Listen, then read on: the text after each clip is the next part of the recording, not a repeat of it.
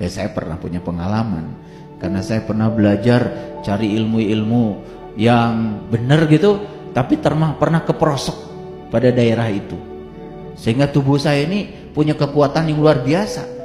Yang dibaca ayatnya sama, tapi begitu niatnya berbeda, ternyata Allah tuh mengabulkan tergantung niat kita. Maka Nabi Muhammad bilang innamal a'malu binniyat. Jadi sebetulnya amal tergantung pada niat. Belajarnya Al-Fatihahnya yang sama, Al-Ikhlasnya sama, Al-Falaknya sama, ya, An-Nasnya sama, tapi begitu niatnya berbeda. Yang satu untuk memperbaiki akhlak, yang satu ingin dapat kekuatan-kekuatan yang lain yang tidak dimiliki orang. Semesta ini, fasilitator ini akan membawa kita ke tujuan yang kita mau. Dan saya pastikan kalau kita punya kekuatan-kekuatan yang semacam itu, kekuatan-kekuatan itu pasti kita gunakan hanya untuk urusan-urusan duniawi. Ya kan? Coba ditakuti semua orang jadi kepala preman. Kan preman-preman yang lain pasti store sama dia. Betul nggak?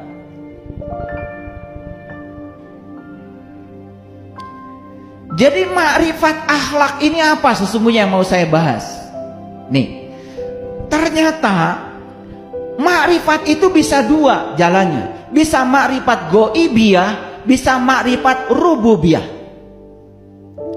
Makrifat goibiyah, seseorang bermakrifat kepada Allah, tetapi membawa seseorang memasuki dunia goib, menggunakan kekuatan-kekuatan goib untuk kepentingan dirinya. Para nabi, para rasul tidak mengajarkan makrifat yang itu. Mereka mengajarkan makrifat rububiyah, makrifat akhlak. Saya tanya, Nabi Muhammad ilmunya tinggi nggak? Akhlaknya mulia? Pada saat beliau sedang ceramah di Taif, sedang menyampaikan kebenaran, saat itu beliau ditimpuki orang sekampung itu pakai batu. Sampai senal cepitnya Nabi Muhammad dikabarkan dalam sebuah riwayat berdarah-darah. Dilemparin batu, kakinya berdarah-darah. Berarti Nabi Muhammad terluka. Terluka. Ilmunya tinggi, dekat dengan Allah, tapi Nabi Muhammad tidak menggunakan kekuatan Allah untuk melanggar hukum alam. Begitu ada batu yang nempel ke sini, kecepatannya besar, ya benjol, dan beliau berdarah. Makanya di dalam Quran Nabi Muhammad diperintahkan oleh Allah, "Qul innama ana basyarum mislukum." Hai Muhammad, katakanlah sesungguhnya Anda manusia biasa seperti yang lain. Artinya orang-orang yang tinggi ilmunya, akhlaknya bagus, sudah terkenal dengan akhlak yang mulia, justru semakin tinggi ilmunya, semakin akrab dengan hukum alam, bukan melawan hukum alam. Apakah Nabi Muhammad menggunakan kekuatan supranatural gitu supaya batunya balik pada yang melempar? Tidak. Beliau merasakan ketika dilempar orang itu sakitnya seperti ini, lalu pesan spiritualnya bagi seseorang yang berkesadaran, saya tidak akan melempar batu yang sama pada orang lain. Ini yang disebut dengan makrifat rububiyah, makrifat akhlak.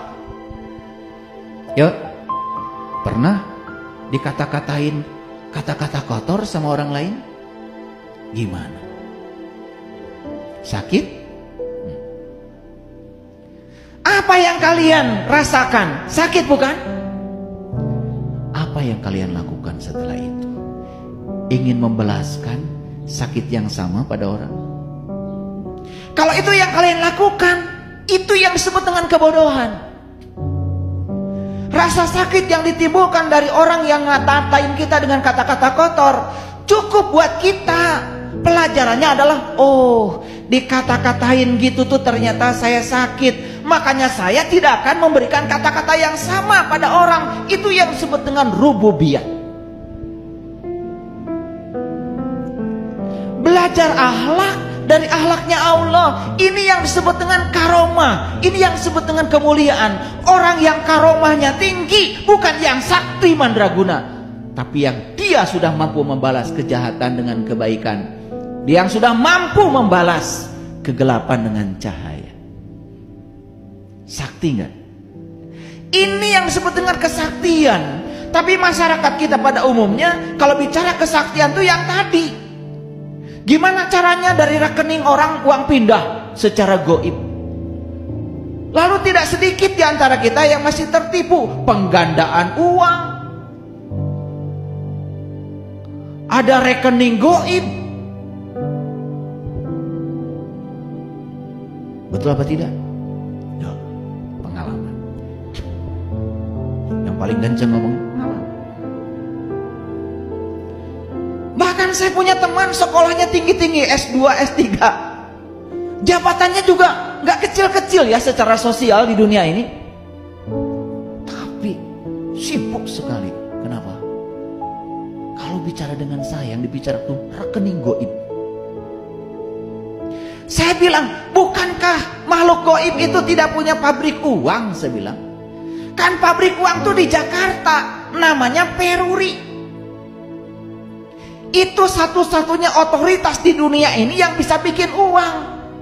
Tetapi masih ada orang percaya kalau orang karomahnya tinggi bisa menggandakan uang. Ini kan sudah nggak masuk akal. Dan ujung-ujungnya pasti urusan polisi, bukan?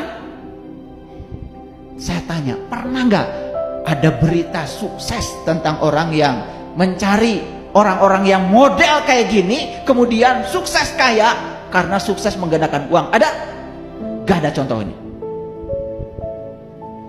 Yang ada tertipu, uangnya ludes, dan kemudian pelakunya masuk kantor polisi. Itu yang saya lihat dari statistik.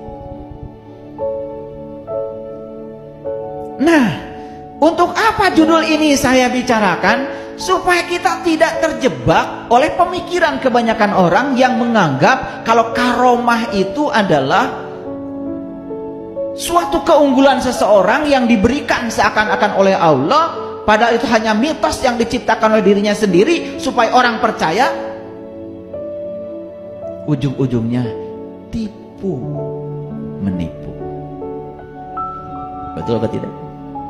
Iya. Pilih mana? Makrifat goibiyah atau makrifat rububiyah? Nah, makrifat rububiyah itu sebetulnya adalah mengenali Allah supaya kita tahu cara Allah bekerja melakukan kebaikan. Paham ya? Jadi kita akan melakukan kebaikan sebagaimana Allah melakukannya. Itu yang namanya makrifat rububiyah. Nah, makrifat inilah yang diajarkan para nabi, para rasul, para sunan, para wali. Makanya banyak yang datang kepada saya, bertanya kepada saya, ya, gimana caranya ayah supaya usaha saya bangkit? Gampang. Kamu perhatikan yang menyebabkan usaha kamu bangkrut. Gitu aja kan? Lalu pelajari hal-hal apa yang membuat usahamu bangkrut. Rubah yang membuat bangkrut itu. Nanti kamu akan ketemu dengan cara bangkit usahanya. Orang-orang yang kayak gini kalau saya ajarkan seperti ini langsung mabur. Tapi kalau saya kasih baca ini sekian kali, baca ini sekian kali, baca ini sekali, insya Allah bangkit. Pada senang. Walaupun yang dibaca gak tahu artinya. Makin banyak jumlahnya, makin percaya. Bahkan ada yang nawar sama saya, cukup gitu baca ayat ini 10 kali, gak kurang? Oh, kalau kamu mau nambah, tambah lagi 1000 kali. Yang gini lebih dipercaya daripada saya bicara secara masuk akal. Jadi supaya ternyata orang ini lebih senang yang gak masuk akal daripada yang masuk akal.